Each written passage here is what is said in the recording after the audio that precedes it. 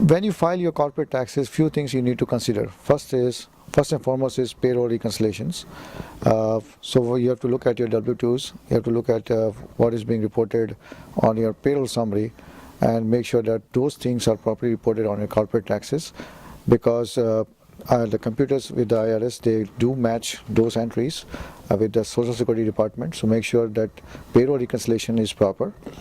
Second thing is about payroll is when the employees are there in different states, make sure you're filing the corporate state tax returns. You're not only filing the tax return for the state in which the corporate head office is there, but also in the state where payroll is being run and there's some revenue generated in those states.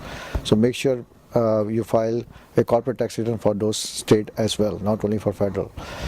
Third important thing about corporate tax filing is closing the books of account, proper closing the books of account, because a lot of times an audit notices comes in because the retained earnings are not properly done. So when I say retained earning, that means the balance sheet are not properly done in a proper format, and the reconciliation is off on the Schedule L, which is a balance sheet item on the tax returns, and that's where most of the notices come from the IRS. So make sure that your proper books of account are closed as of December 31st. When I say closure, means proper entries are there for closing the books of account. That's the important element.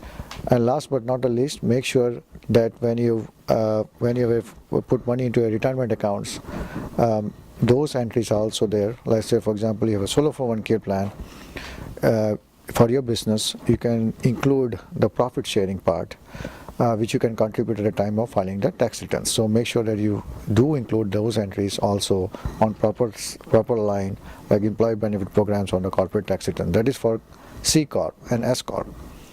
When it comes to LLC, it can be divided into single member LLC and multi-member LLC.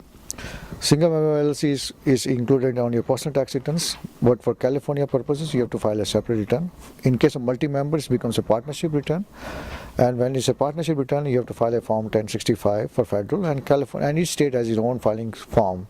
For example, in California, it's Form 568. In other states, there are different types, different form numbers, but you have to file that tax return with the federal and the corporate and the state. For the LLC, we have to make sure the basis calculation is properly done. For even in case of S corporation, the basis calculation becomes an important integral part to claim the losses. If your basis is not there, then the losses in a corporation, you cannot take the benefit of the losses. You have to put the money back inside the corporation to take the benefit. So make sure those basis worksheets are